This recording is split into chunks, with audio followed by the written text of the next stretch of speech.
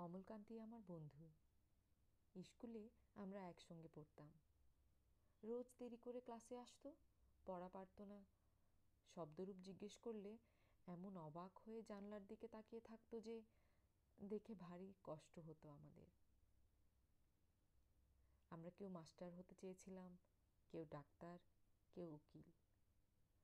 অমলকান্তি সেসব কিছু হতে চায়নি। সে রোদ্দুর হতে চেয়েছিল। ক্ষান্ত বর্ষণ, কাকডাকা বিকেলের সেই লাজুক রোদ্দুর, জাম আর জামরুলের পাতায় যা নাকি অল্প একটু হাসির মতন লেগে থাকে। আমরা কেউ মাস্টার হয়েছি, কেউ ডাক্তার, কেউ উকিল।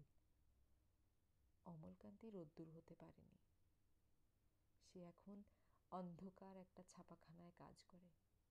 মাঝে মধ্যে আমার সঙ্গে দেখা করতে আসে, চা খায়, এটা ওটা গল্প করে, তারপর বলে, উঠি তাহলে।